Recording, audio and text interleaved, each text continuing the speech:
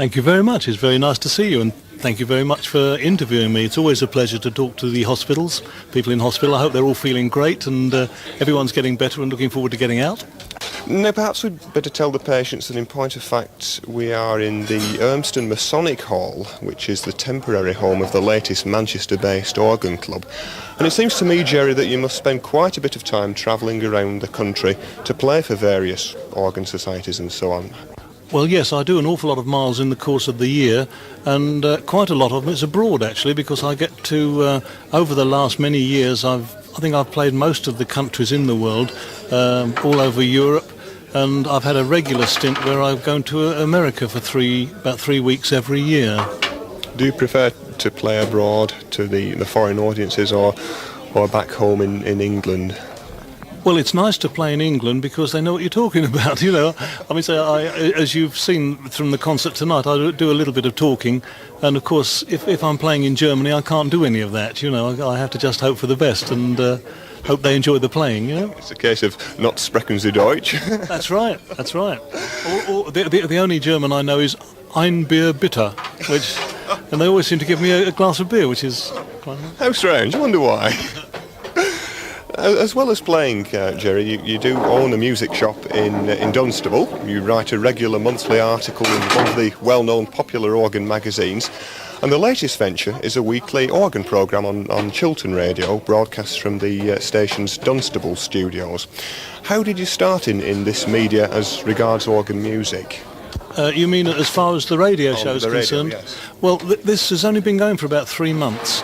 I had a phone call from the managing director of Chiltern Radio, and he said we would like you to come along and talk to us about doing an organ programme on Chiltern Radio. So I said, thank you very much, I'd love to do it. And it's turned out a little bit different from most because it's an hour-long programme at 6 o'clock on a Sunday evening, and it's live. I have a Lowry Cotillion organ in the studios all the time, so every Sunday evening at 6 o'clock I toddle along to the studios with some records under my arm, and I've got the organ there to play live. We have a musical competition and people write in to get the answers. If they're right, they get sent an organ LP. If they are wrong, I just commiserate with them the following week.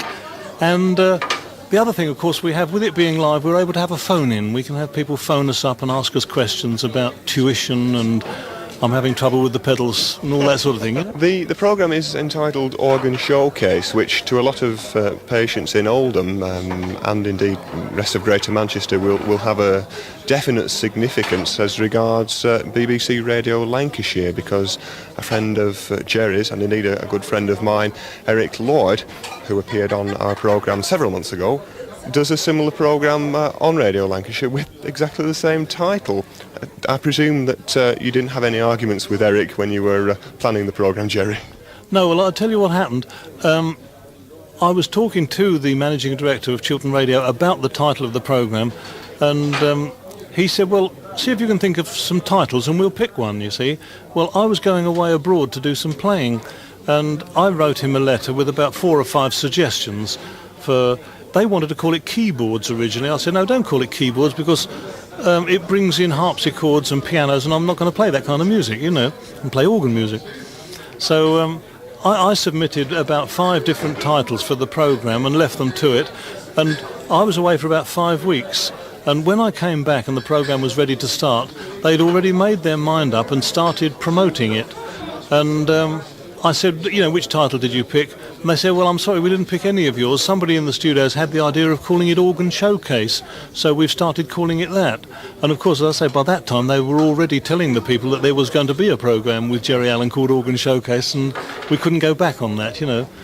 I said to them, we're going to get in bad books up in the Lancashire area, because I said, my very dear friend Eric Lord does a programme of the same name. And they said, well, it's strange, really. We've obviously picked a good title, you know. So I phoned Eric and told him about it, and he said, with you, he said, I don't mind. He said, it's a pleasure. How about that? A lot of radio programmes initially were recorded as regards organ music. Now you've stepped into doing them live. What do you see as the next stage in the development of organ music to the general public? I know a lot of organists have been campaigning to try and get, well, for a better expression, organs on the television.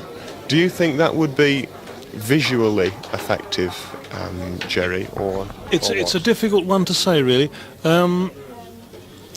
If you think in terms of vision, you're looking at somebody, he's captive, hand and foot to the organ.